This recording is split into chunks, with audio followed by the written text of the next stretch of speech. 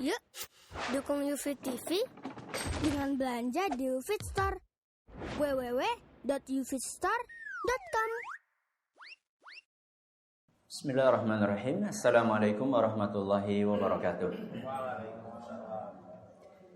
Alhamdulillahirabbil alamin wa bihi nasta'inu ala umuri dunya waddin. Shallallahu ala nabiyyina Muhammadin wa ala alihi wa sahbihi ajma'in. Amma ba'd.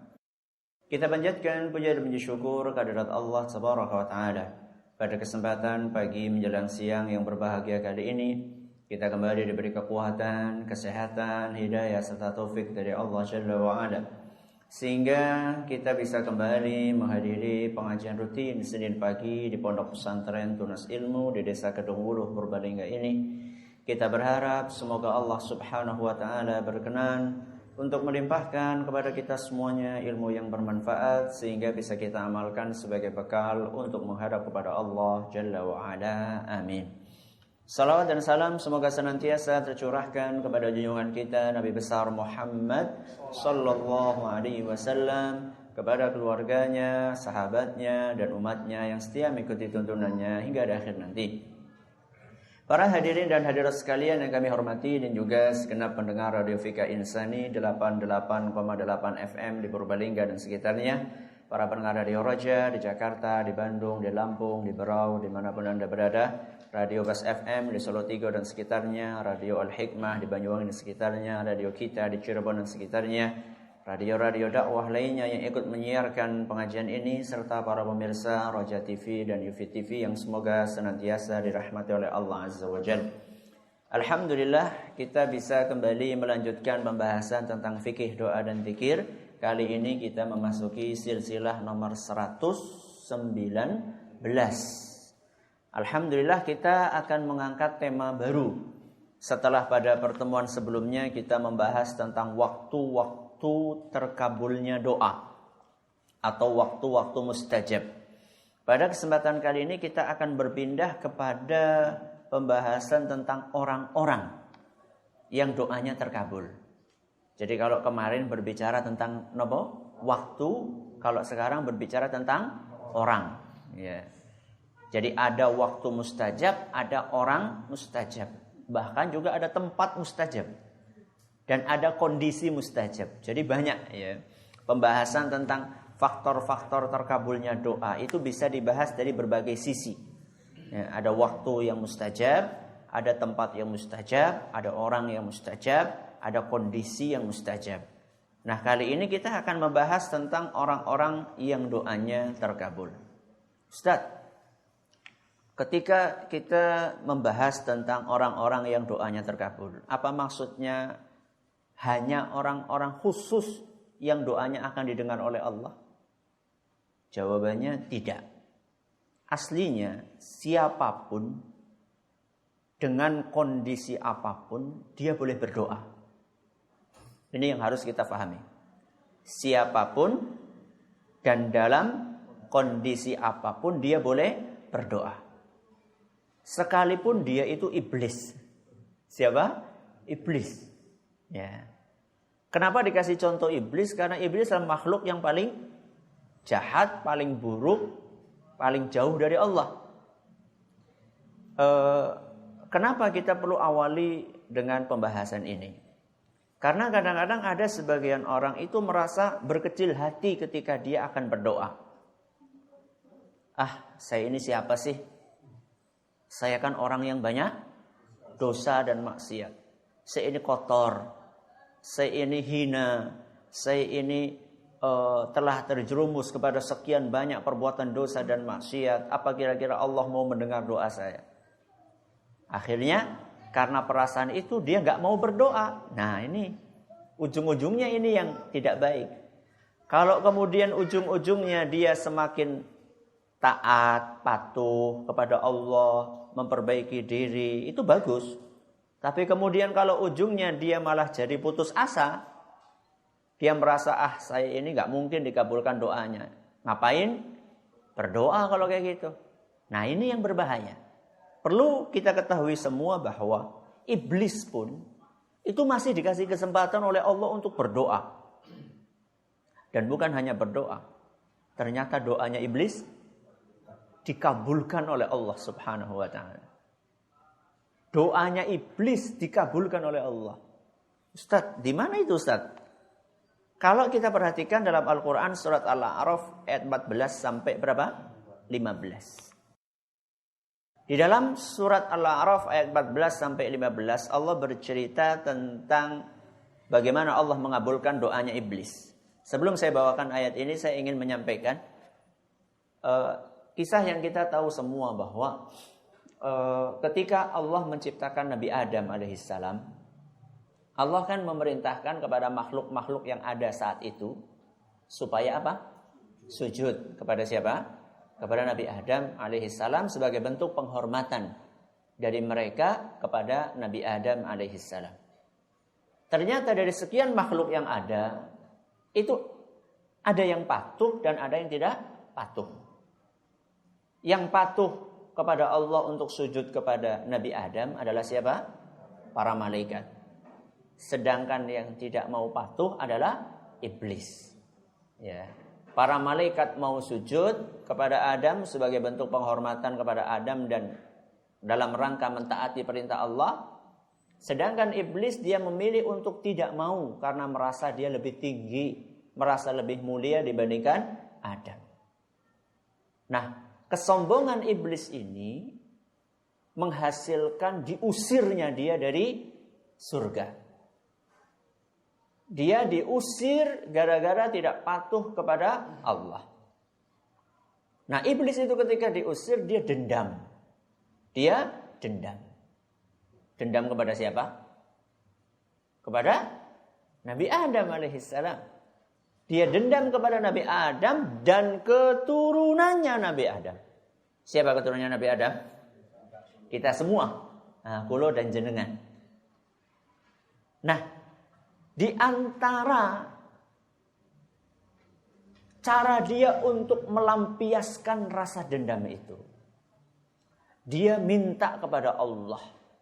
Dia berdoa kepada Allah. Apa isi doanya? Qala anzirni ila yaumi yub'atsun. Ya Allah, berilah aku umur sampai hari kiamat. Pinten Bu umure? Pinten tahun? Gak tahu ya. Berarti kan lama banget. Ini yang minta iblis ya. Ini yang lagi cerita siapa? Iblis. Kalau setan dia umurnya terbatas, maksudnya ada saatnya mati. Kalau iblis memang dikasih umur, dia minta umur kepada Allah sampai hari kiamat. Qala anzirni ila yaumi yub'atsun. Iblis berkata, "Ya Allah, wahai Rabbi, berilah aku umur sampai hari kiamat." Ini permintaan besar apa kecil?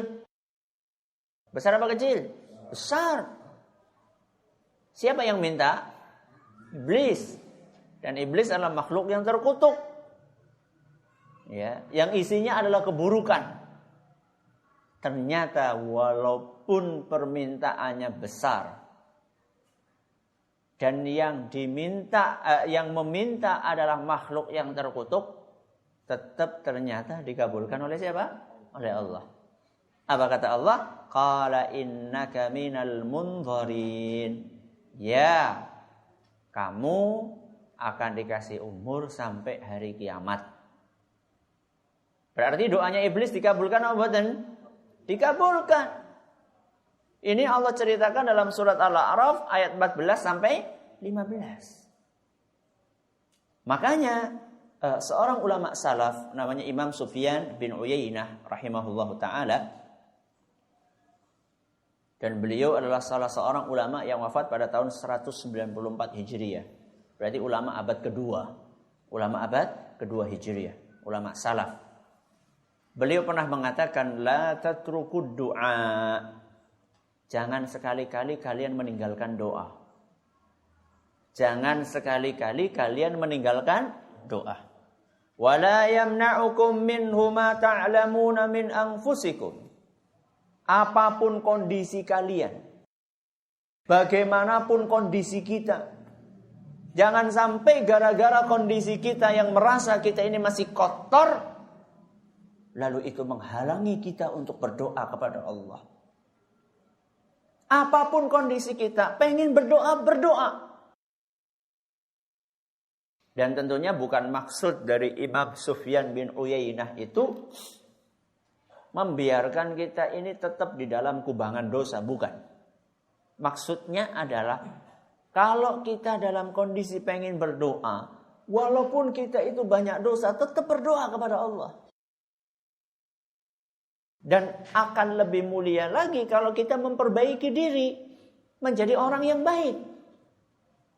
Tapi kalau memang saat itu kita kondisinya masih kotor, masih penuh dengan noda dosa, maka silakan berdoa, tetap berdoa kepada Allah. Kemudian beliau mengatakan, faqad istajaballahu ta'ala li iblisa wa huwa syarrul khalq. Ingat, Allah itu pernah mengabulkan doanya iblis. Padahal iblis itu makhluk yang paling jahat. Ya bapak-bapak, ibu-ibu, sebanyak-banyak dosa kita, seburuk-buruk kondisi kita, ya insya Allah lebih mending daripada siapa? Daripada iblis gitu loh maksudnya. Sekotor-kotor diri kita, sebanyak apapun dosa yang kita kerjakan, insya Allah level kita ini ya masih di bawahnya iblis alaihissalam. Iblis laknatullahi alaih. Ya.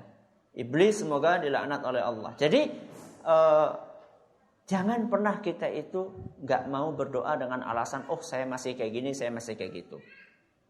Nah, walaupun demikian, akan tetapi ternyata di sana ada manusia istimewa.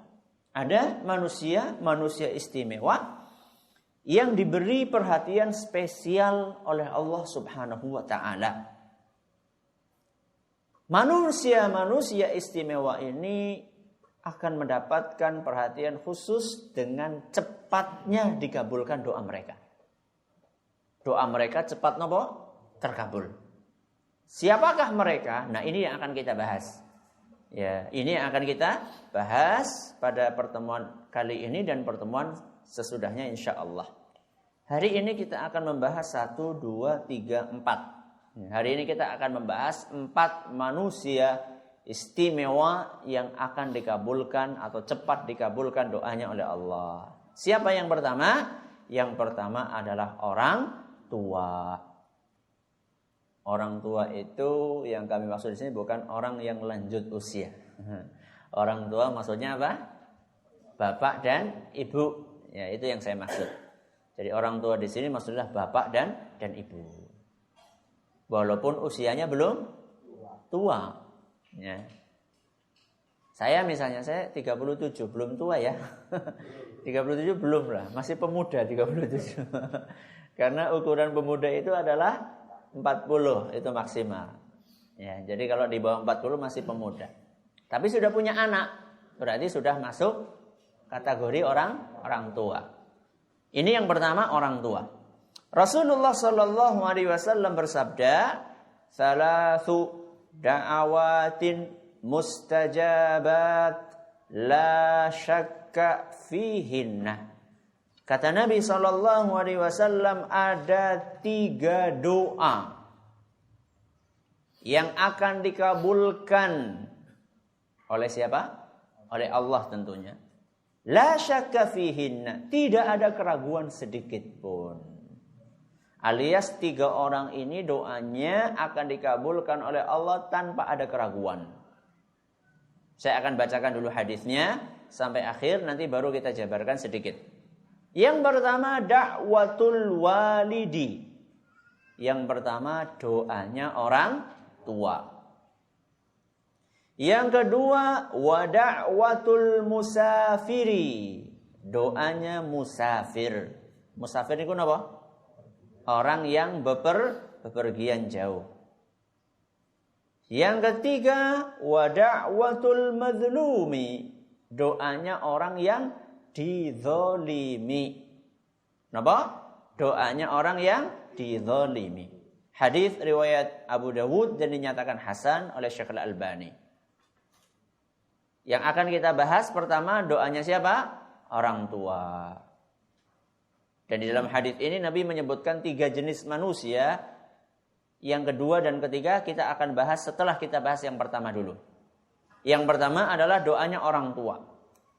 Ustadz, yang dimaksud di situ doa yang baik atau termasuk yang buruk juga Ustadz? Nah, yang akan dikabulkan doa yang baik saja atau termasuk doa yang buruk? Dua-duanya atau satu tok? Dua-duanya. Doa yang baik dari orang tua untuk siapa? Anaknya. Juga doa yang buruk dari orang tua buat anaknya. Kalau doa yang baik contohnya nopo? Ya Allah, mugi-mugi anakku soleh, solihah. Mudah-mudahan anakku patuh kepada orang tuanya. Mudah-mudahan anakku menjadi ahli surga. Ya, ini adalah doa yang baik-baik. Anak kita misalnya daftar ke sebuah sekolah dan kita melihat sekolahnya baik, kita doakan ya Allah mudah-mudahan diterima. Anak kita sudah agak dewasa, dia pengen melamar, ya, pengen melamar seorang gadis yang dia idam-idamkan. Kita doakan ya Allah mudah-mudahan diterima lamarannya, ya. Dan seterusnya, ini doa-doa kebaikan. Ternyata yang akan dikabulkan oleh Allah bukan hanya doa kebaikan dari orang tua untuk anaknya, tapi juga termasuk doa keburukan.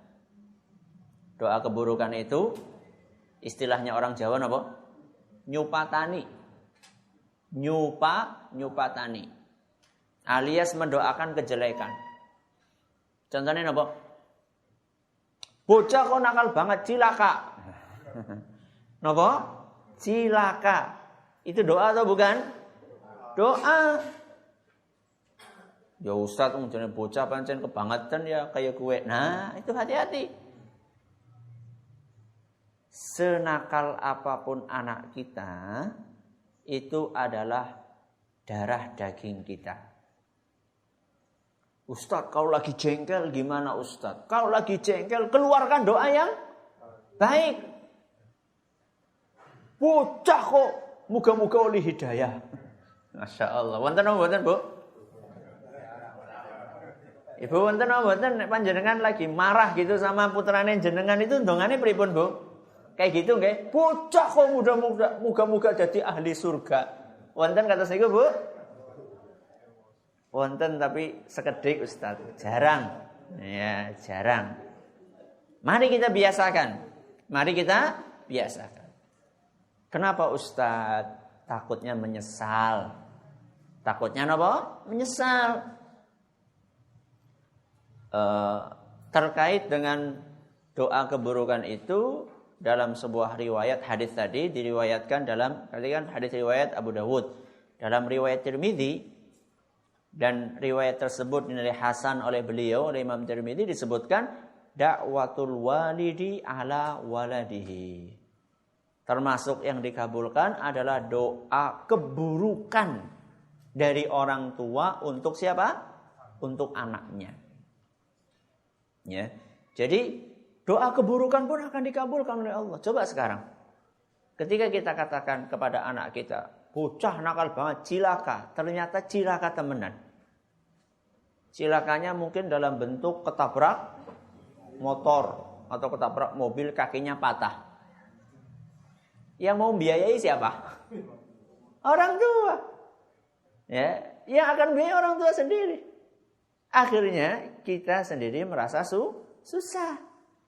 Ya. Kita sendiri merasa susah. Makanya kalau mau berdoa apa-apa dipikirkan baik-baik. Ya, dipikirkan matang-matang. Sejengkel apapun perasaan kita, usahakan doakan yang baik-baik buat anak-anak kita. Kadang-kadang anak kita membuat jengkel kita dengan perilaku dia. Ketika dia datang kepada kita meminta maaf, maafkan. Ya. Dan subhanallah, anak itu karena saking bersihnya, masih bersihnya hati dia. Sedangkan kita orang tua itu sudah terlalu banyak dosa. Ketika ada anak tukaran sama orang tuanya, anak kecil maksudnya. Kadang-kadang anak kecil kan jengkeli kadang-kadang ya ketika perilakunya nggak enak. Itu ternyata yang akan cepat minta maaf siapa? Anak sebelum orang tua. Maka orang tua di sini berusaha untuk membuka hatinya selebar mungkin. Ya. Jangan jadi orang tua sing jengkelan. Nah, nek wong tuane jengkelan kepriwe? Bocah. Kalau orang tuanya itu gampang jengkel, gampang marah, bagaimana dengan anaknya? Anak itu akalnya belum sempurna. Sedangkan kita yang tua-tua ini alhamdulillah sudah disempurnakan akal kita oleh Allah Subhanahu wa taala. Maka jangan sampai perilaku kita itu kekanak-kanakan. Ya. Maka ketika anak kita berpola melakukan sesuatu yang menjengkelkan kita, jangan lupakan lisan kita ini terus untuk mendoakan kebaikan buat anak kita. Ini yang pertama. Doanya orang tua. Yang kedua, manusia yang akan dikabulkan doanya adalah orang yang dizolimi. Orang yang dizolimi. Dizolimi itu berarti dianiaya. Dianiaya itu enggak mesti fisik. Ya, jadi ketika jenengan mendengar kata-kata dizolimi, dianiaya itu jangan cuma membayangkan dipukuli, disiksa, digebuki, enggak cuma itu. Termasuk juga disakiti hatinya. Nomor disakiti hatinya. Contoh dihina. Itu termasuk perbuatan aniaya. Jadi menghina, ya, menghina orang lain itu termasuk perbuatan apa? Aniaya. Dan perbuatan ini ketika kita lakukan dan orang yang kita aniaya, kita zalimi, kita cela, kita hina tadi, dia berdoa kepada Allah, maka doanya akan mustajab. Doanya akan mustajab. Maka hati-hati bapak-bapak dan ibu-ibu yang kami hormati. Kepada siapapun, hati-hati jangan kita berbuat zalim. Ustaz, kalau kepada non-muslim, sampai kepada non-muslim, gak boleh berbuat zalim. Ya. Perbuatan zalim itu haram. Kepada siapapun, kapanpun, dimanapun. Perbuatan zalim itu haram kepada siapapun, dimanapun, kapanpun, dalam kondisi apapun. Ya. Kalau membalas sesuai dengan perbuatan itu bukan zalim. Menzalimi itu adalah orang ini tidak ngapa-ngapain kemudian kita sakiti, itu namanya perbuatan zalim. Atau kita balas melebihi kadar, itu juga perbuatan zalim. Allah Subhanahu wa taala berfirman, "Inni haramtu dzulma 'ala nafsi fala tadzalamu." Dalam sebuah hadis qudsi, ya. Allah Subhanahu wa taala berfirman, sesungguhnya aku mengharamkan perbuatan zalim atas diriku, alias Allah tidak mungkin berbuat zalim. Fala tadzalamu. Maka wahai para manusia, jangan kalian saling menzalimi di antara sesama kalian. Hati-hati dengan perbuatan zalim. Kadang-kadang kita menggunjing orang lain. Itu termasuk perbuatan apa? Zalim. Ya. Kita bicarakan aib orang lain. Kita bongkar aib kekurangan orang lain. Dan kadang-kadang itu dijadikan sebuah acara khusus di media. Gini buatan? Dan ratingnya tinggi. Bedah aib artis. Ya Allah. Seakan-akan yang membedah ini enggak punya aib, ya. Tunggu saatnya nanti yang membedah itu juga akan dibedah. Bukan cuma di dunia, di akhirat. Ya. Maka Kita ingatkan diri kita pribadi dan juga mereka yang punya stasiun-stasiun televisi, jangan cuma ngejar keuntungan duniawi. Ya, ingat pertanggungjawaban di hadapan Allah Subhanahu wa taala. Bikin acara yang mendidik. Bikin acara yang mendidik. Apa pendidikan yang bisa dipetik dari mengungkit-ungkit, membongkar-bongkar, membuka-buka aibnya orang? Ya. Yang ada dalam Islam itu justru man satara musliman satarahullah. Barang siapa yang menutupi aibnya seorang muslim, maka Allah akan tutupi aib dia. Yang ada dalam Islam itu bukan membongkar, tapi menutupi. Ya. Nah, apa dalilnya Ustadz orang yang dizalimi itu doanya dikabulkan? Hadis yang tadi kita bacakan di awal. 3 doa yang akan dikabulkan. Doanya orang tua, yang kedua doanya orang yang dizalimi. Dan masih ada hadis yang lain. Dalam hadis riwayat Bukhari, Rasulullah SAW bersabda, wattaqi da'watal mazlum. Hati-hati kalian. Waspadalah kalian dari doanya orang yang dizalimi. Fa innahu laisa bainahu wa bainallahi hijab. Sungguh tidak ada penghalang antara orang tersebut dengan Allah Subhanahu wa taala. Alias dongane niku napa? Mandi. Doanya itu manjur.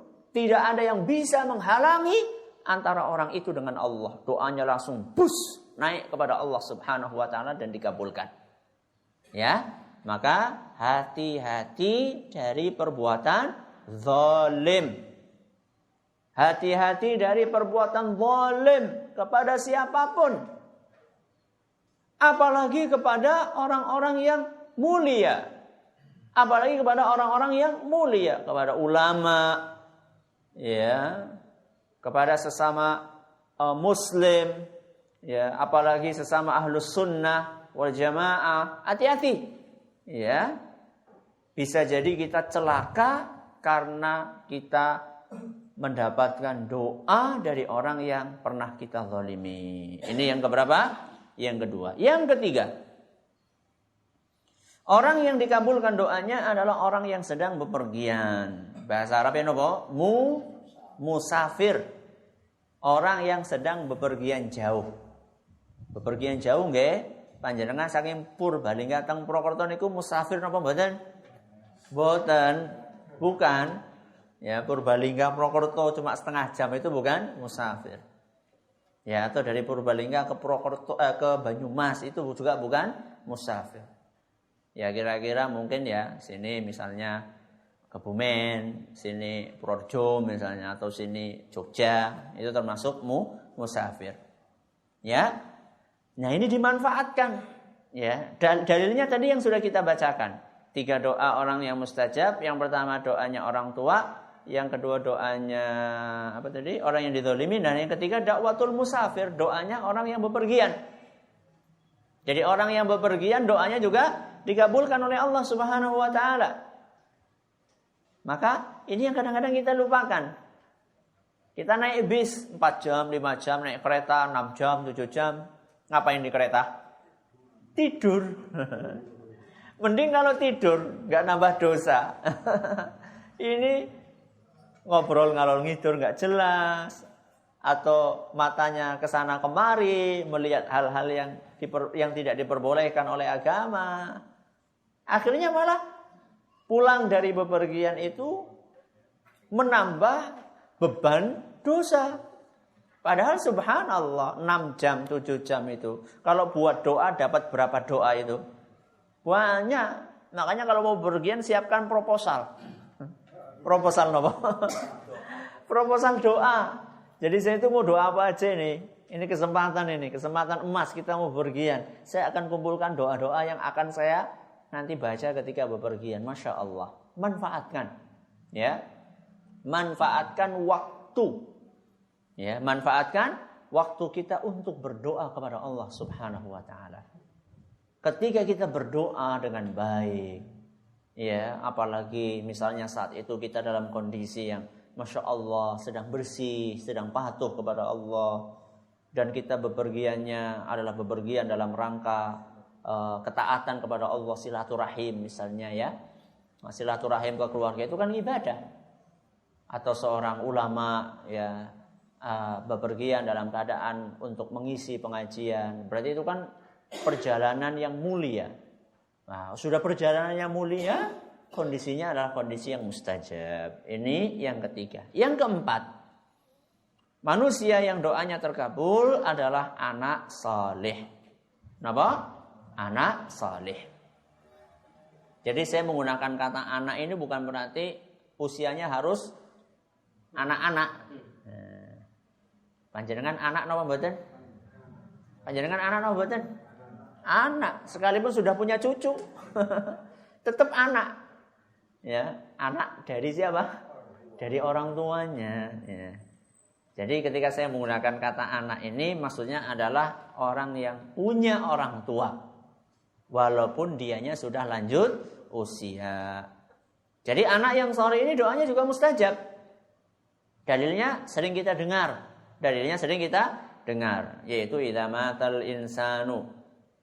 Dalam beberapa riwayat idza mata ibnu Adam in qata'a anhu 'amaluhu illa min thalathatin.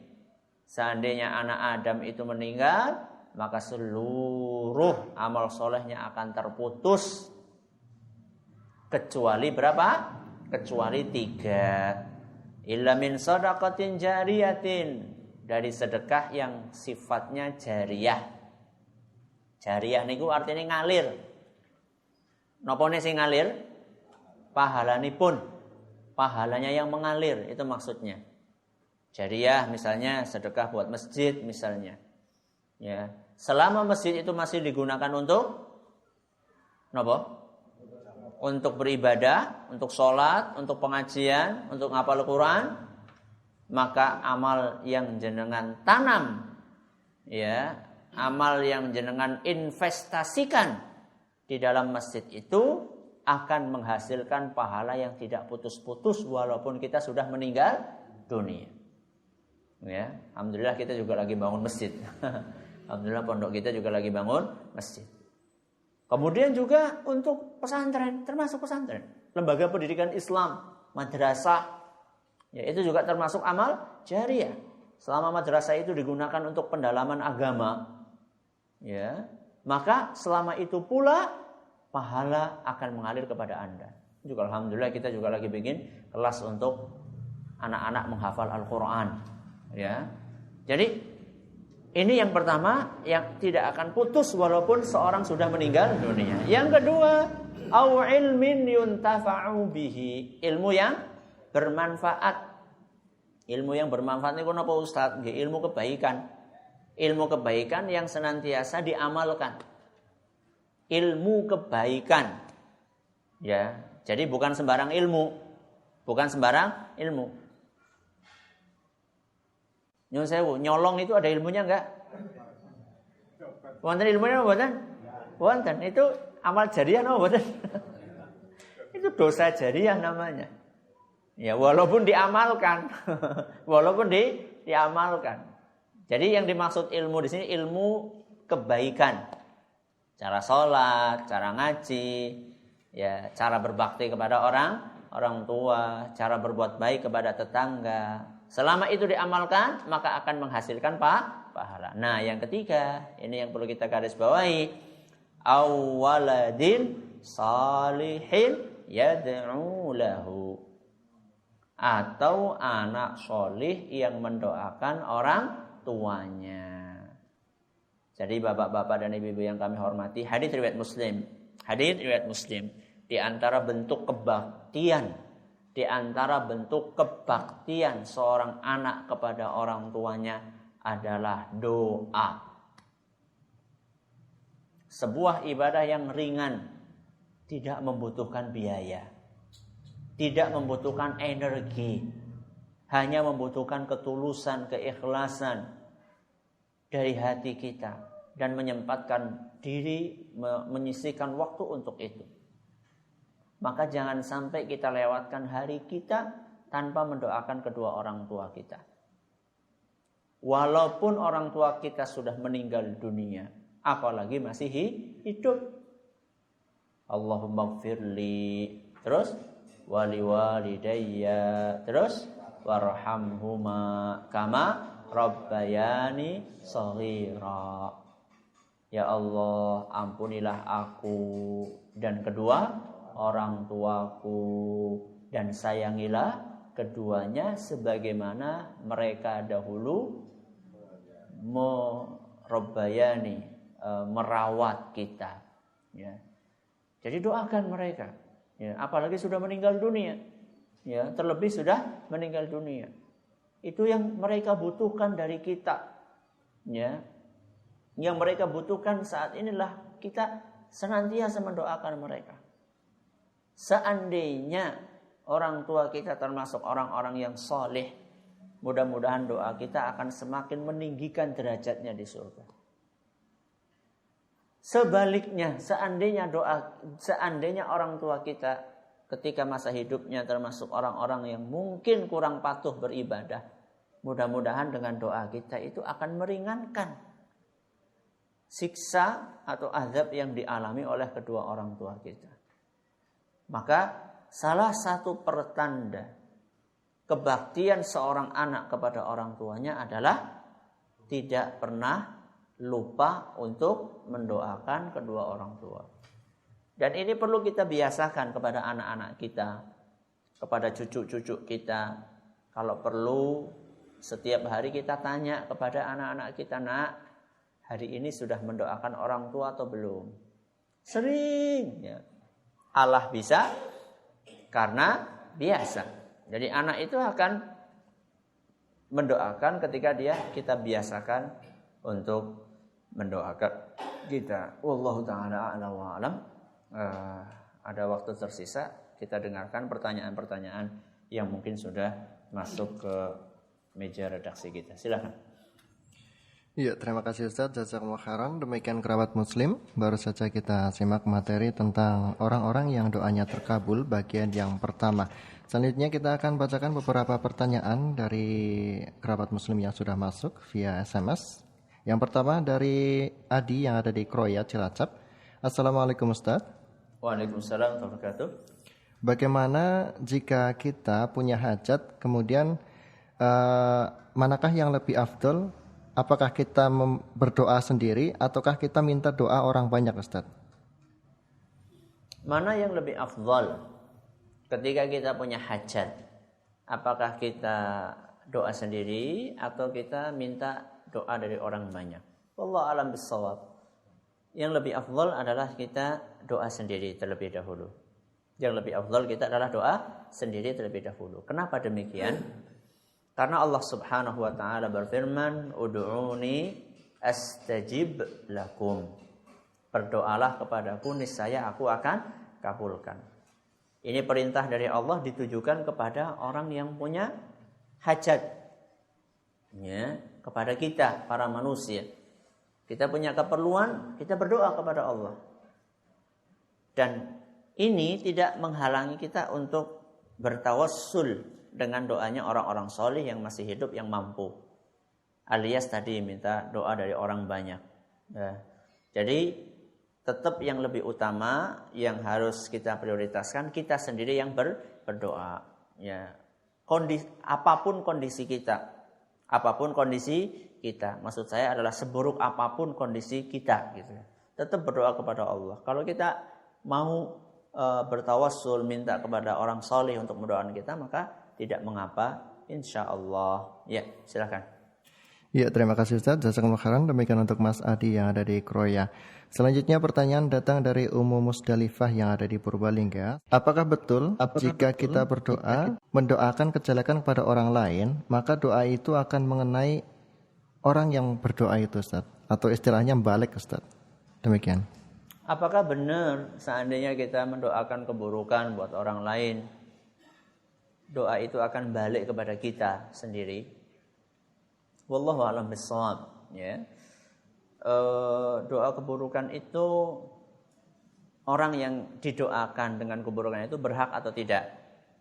Berhak untuk mendapatkan keburukan itu atau tidak? Contoh misalnya, kita dizolimi. Kemudian kita mendoakan supaya orang yang mendolimi itu mendapatkan balasan yang setimpal. Berarti itu kan keburukan. Ya. Kalau memang orang itu berhak, ya dia akan mendapatkan keburukan tersebut. Tapi kalau misalnya orang itu tidak ngapa-ngapain. Orang itu tidak ngapa-ngapain kita. Cuman karena kita naudzubillah min dzalik hasad, iri. Iri dengan kemajuan usaha teman kita. Iri dengan karir teman kita yang cepat nanjak. Kemudian kita doakan keburukan supaya dia karirnya hancur, usahanya gagal, rugi. Ya itu nggak ngefek. Nggak ngefek. Ya. Karena orang ini ngapain dia tidak berhak untuk mendapatkan itu semuanya, kenapa kita doakan keburukan? Tapi apakah balik kepada orang yang berdoa? Wallahu a'lam bishawab. Ya.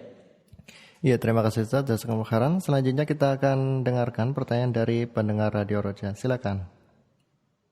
Nah, barakallahu fiik wa jazakallahu khairan. Terima kasih atas kesempatan yang diberikan kepada kami. Pertanyaan dari seorang ibu di Jakarta yang bertanya, Ustadz, bisakah berdoa dalam keadaan tidak punya wudu dan tidak berhijab karena sedang mengerjakan pekerjaan rumah atau sedang di dalam rumah? Dan dulu sebelum mengenal sunnah, kami sudah menghafalkan berbagai macam doa-doa yang bukan merupakan doa-doa yang diajarkan oleh Rasulullah SAW. Nah, setelah kita mengenal sunnah, apakah doa-doa tersebut masih bisa dibaca atau tidak? Mohon penjelasannya, Ustaz. Silahkan. Terima kasih atas pertanyaannya. Ada dua pertanyaan. Yang pertama, boleh nggak berdoa dalam keadaan tidak berwudu dan tidak dalam keadaan memakai kerudung? Boleh. Ya, kalau boleh. Ya, kalau afdolnya ya dalam keadaan suci, kemudian dalam kondisi yang sempurna. Ya, sempurna itu maksudnya adalah pakaian yang bersih, ya, kemudian menghadap ke kiblat. Jadi ada kondisi ideal. Ya, ada kondisi ideal, ada kondisi kita boleh. Kondisi kita boleh, kapan saja kita boleh untuk berdoa. Tapi ya jangan di kamar mandi. Jangan di kamar mandi. Anda misalnya sambil beraktivitas, sambil nyapu di dalam rumah, nggak apa-apa Anda berdoa kepada Allah Subhanahu wa Ta'ala. Jadi kalau boleh. Tapi kalau lebih afdal, tentunya lebih afdal dalam keadaan kita suci. Kemudian yang kedua, apa tadi? Doa-doa Ustadz yang doa-doa yang diajarkan oleh Nabi yang bahkan masih boleh kita baca setelah kita mengenal sunnah. Ya, doa-doa yang pernah dihafal dahulu, ternyata setelah sekarang ngaji lebih dalam, ternyata itu doa tidak ada Qur'annya, tidak ada hadisnya misalnya ya. Apakah boleh dipakai? Tergantung muatannya. Kalau muatannya itu tidak ada yang menyalahi aturan agama, boleh. Jadi begini, redaksi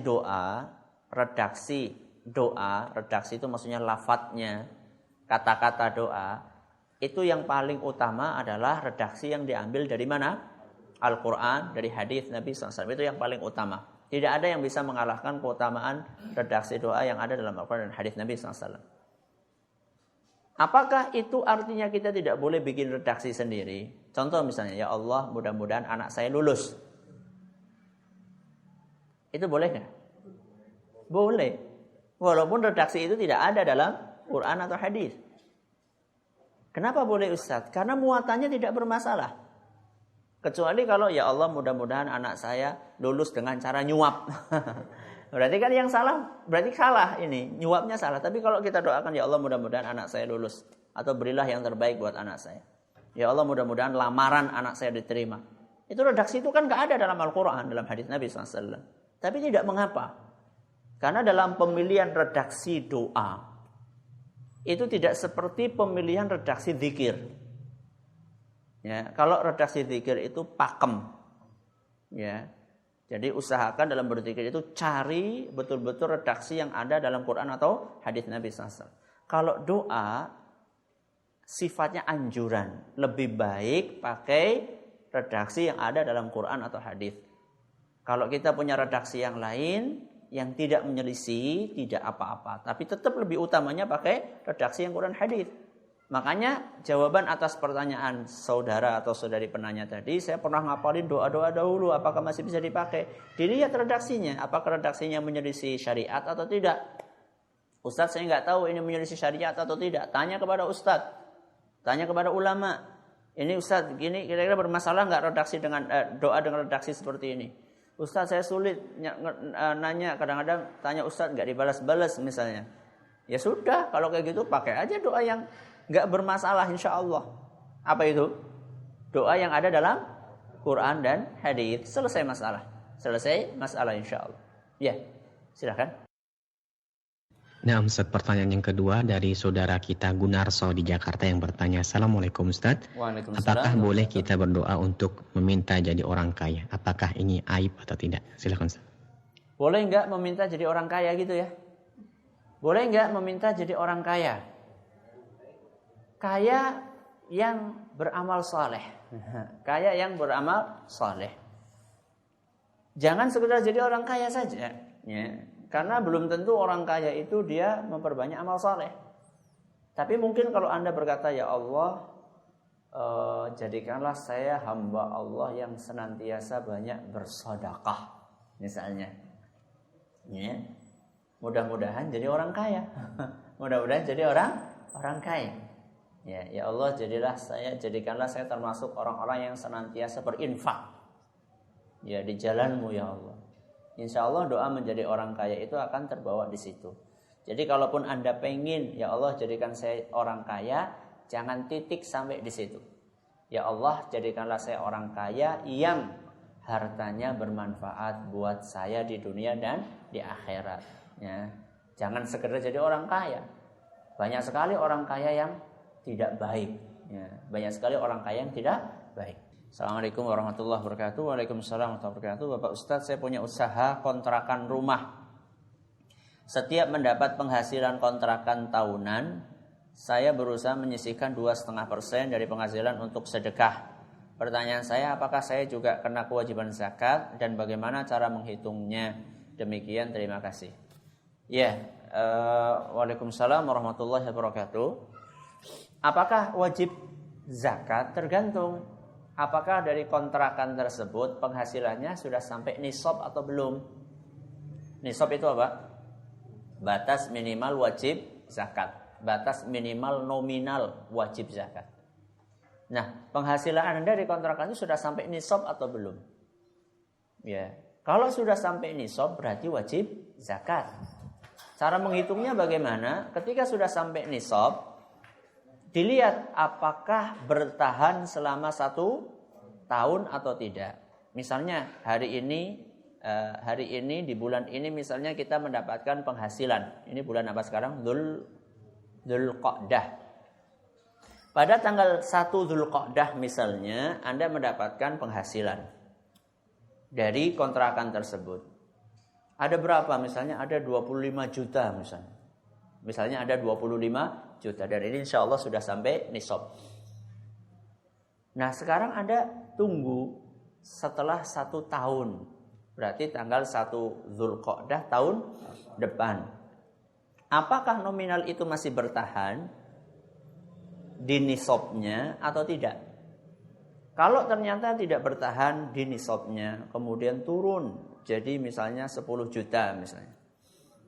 Atau turun tinggal 5 juta misalnya. Berarti tidak ada kewajiban untuk mengeluarkan zakat. Ya. Tapi bukan dimainkan. Ya, bukan wah ini sebentar lagi mau tanggal berapa? Tanggal 1 nih kita gunakan untuk ngapain gitu ya. Bukan sebuah kebutuhan yang urgen supaya tidak sampai nisab. Bukan seperti itu, enggak boleh. Itu namanya tipu muslihat itu namanya. Enggak, kalau kebutuhan memang tahu-tahu sebelum tanggal 1 Dzulqa'dah tahun depan, tahu-tahu naudzubillahi min dzalik ada keluarga kita yang sakit keras. Butuh operasi segera. Akhirnya duit itu dipakai untuk operasi. Berarti kan enggak ada lagi duitnya. Berarti enggak wajib zakat. Enggak wajib zakat. Ya. Terus sedekah gimana? Kalau sedekah fleksibel. Enggak nyampe nisab enggak apa-apa. Ya, kemudian sedekah itu enggak ada batasan 2,5%. Mau 1%, mau 2%, mau 10%, silahkan. Namanya juga sedekah. Sedekah itu fleksibel. Ini yang dapat kami sampaikan pada kesempatan kali ini. Mohon maaf waktunya telah habis. Terima kasih atas perhatiannya. Memutus segala kurangnya, kita tutup dengan membaca Subhanakallahumma bihamdika asyhadu an la ilaha illa anta astaghfiruka wa atubu ilaik. Wassalamualaikum warahmatullahi wabarakatuh.